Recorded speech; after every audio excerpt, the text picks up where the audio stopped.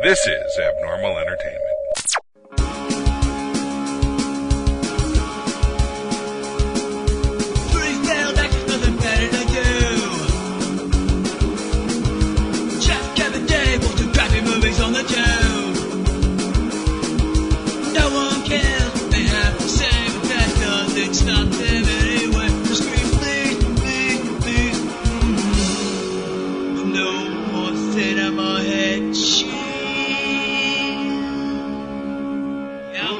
Welcome, everybody, to the Cinema Head Cheese Podshort for Ozark Season 1. This is Kevin Moyers, and I was very intrigued by this show. Jason Bateman and Laura Linney star in the story of a family who gets caught up in a very crazy money laundering scheme. Marty, who is Jason Bateman, and his partner run a financial consulting firm. And they are, at one point, approached by a man named Del, played by Issei Morales, who is a little bit shady. And they're not sure why. But that's later in the series. They explain all of that. And yeah, some minor spoilers. I'm going to keep them to a minimum because there's a lot of holy shit in this show. So we start out the show with Bateman watching a video of somebody having sex. And we're not sure exactly who yet. We find out while he's talking to a customer. And his partner comes in. What's his partner's name? Anyway, it doesn't matter. Partner comes in, and some things are discussed as far as the situation goes. And the next thing you know, Del has the two of them and their secretary, who his partner is dating, in this warehouse. And shit starts to go crazy. The partner is terminated, and Marty talks his way out of death, basically, by saying that he could launder whatever money Del needs laundered through the Ozarks. Now, the Ozarks are a resort area in Missouri. A lot of people go there, spring break, and other vacations and so on and so forth. A lot of cash rolls through, and Marty is certain that he can launder millions and millions of dollars for Del easily, and he convinces Del to let him go, let him continue on with his life, move the family from Chicago to the Ozarks, which I'm telling you, I don't know that I could have made that after, seeing what it's like, small town, that kind of thing. As accurate as TV is going to be. But growing up in Chicago, leaving a big city like that to go to a small town, the kids are not happy. The kids are great, by the way. Charlotte and Jonah are his children.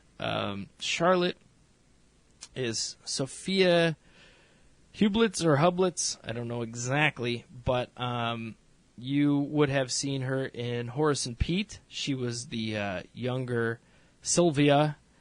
Sylvia was, what's her name from Nurse Jackie and The Sopranos? You know what I'm talking about. Anyway, Jonah, you'll recognize from another Netflix show. He is the young Matt Murdock in Daredevil. So he's only in season 1 that I remember. Trying to think if Stick was in season 2 in flashbacks, because Stick trains him as a kid, the whole thing. It doesn't matter for this. But the point is, you've seen them both before, and they did a really great job.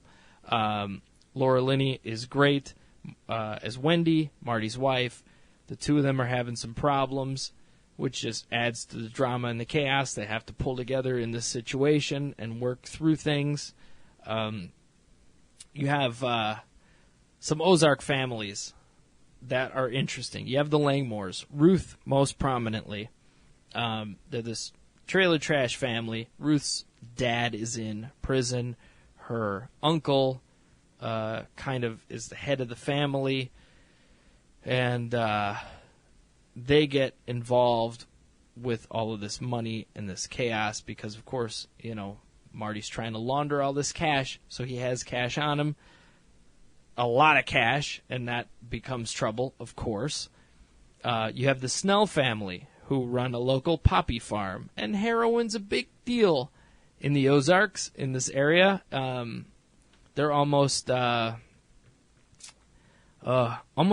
to what was the first real villain in Breaking Bad? I can't remember his name. Anyway, he shows up in the first season of Better Call Saul as well. They're kind of akin to that to me. But the Snells get really involved, and they are really, really fucked up. Not kidding. There's also a pastor that gets involved, and his pregnant wife is terrified. Mason Young is his name. Really crazy shit happens with them, and I'm not going to get too much further into it. I will say this. Starts out pretty crazy. You see the thing with the video. You see Marty's partner getting killed, talking his way out of getting killed himself, and then the move happens. Things slow down a little bit for an episode. So you have to work your way through kind of the end of 1 and episode 2. But it's setting things up. So you have to be patient and pay attention. You can't expect pop, pop, pop, pop through the rest, or through that episode. But the rest of it does really flow. And with each one, I was like, shit. My uncle's texting me, have you watched this yet? I'm like, I'm on episode 3. He's like, holy shit, wait till you get to the Snells. Like, and he wasn't kidding. And once I finished it, we're talking about it, how crazy it was. It was a great show. Really interesting. Dark for Jason Bateman. He's still sort of a version of the same kind of characters that he plays personality-wise, but that's okay. You know, there was a time when that was, you know, just what actors did. Like, Steve Martin has played 3 characters in his entire career. He was the crazy guy in the beginning, where you get stuff like the jerk or the man with 2 brains, or what was the one with Grodin? The lonely guy, stuff like that. He's kind of wacky. And then you get the little more silly serious, like Parenthood and stuff like that. And then you get a lot more serious, like you get in things like Novocaine, you know. So, and I'm okay with that, because that's what you want and expect from people like that. And Bateman is a dark version of what he's been before, and it's good, and I like it, and it's worthwhile. The second season is already been ordered, so, and this has only been out for about a month now. It's great.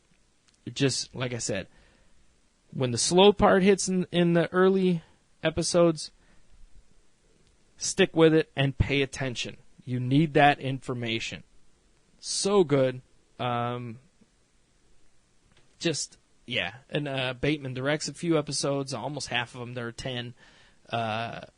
It's intense and really good, and I'm excited for season 2. So it ends on a holy shit. There are a lot of those throughout. Yeah, so good, so exciting. Can't wait for more. So Ozark season 1, Netflix, check it out. Highly recommended. Now, I will say, we got some exciting news a while back. Speaking of Netflix, a company they own called MoviePass. They sponsored Masterpiece Theater way back, and we put the banners on. We expanded it to all of Abnormal Entertainment and Cinema Head Cheese. And it used to be $30 a month to go see unlimited movies for the month, right? You can see one a day. So basically, you're paying $1 a day if you go every day. That was cool, but they just cut the price down to $10, $9.95 a month. If you click through the banner at abnormalentertainment.com, cinemaheadcheese.com, any of our sites, you will be able to sign up for $9.95 a month. They don't have family things yet. They're working on it, but still, $10 for under $10 for unlimited movies. You could still go one a day. Doesn't matter if it's opening day or special events, things like that. You can go to all of it, and there are a lot of theaters. Even like there's a second run theater here. You know, they show stuff when it's at the time it's popping up in Redbox, but and it's like a $3 theater. You could still use your movie pass there. So you have to look around. There are crazy places that's accepted, plus major chains, which is amazing. And I'm excited about doing this myself finally. And if you click through our banners, we get a kickback, and it helps us to pay for all of this, which I hope you're enjoying. I enjoy doing it for you. I'm trying to get more of this done and get this done on a regular basis. So taking a break from other shows and trying to focus on this and getting other things done. So please check that out. Another sponsor I'd like you to head to, bunny17media.com. If you like me, what I do here, other things I've done, got some books there. It's a small publishing label that we're putting together, and we have a lot of great things coming up. And you can get discounts on books that I've written, that our cohorts have written, and we're getting some other things going on there as well. So if you're a reader, we have ebooks and paperbacks to get started. Audiobooks are coming soon, and I would really appreciate your support there. Bunny17media.com. Even writing a book with my daughter, who you've heard on this show. And it's a fun book about supernatural creatures, and I'm really enjoying putting it together with her. So fun stuff, and we'll have pre-orders up for that very soon. But thank you for tuning in. Always appreciate it, and I will see you next time.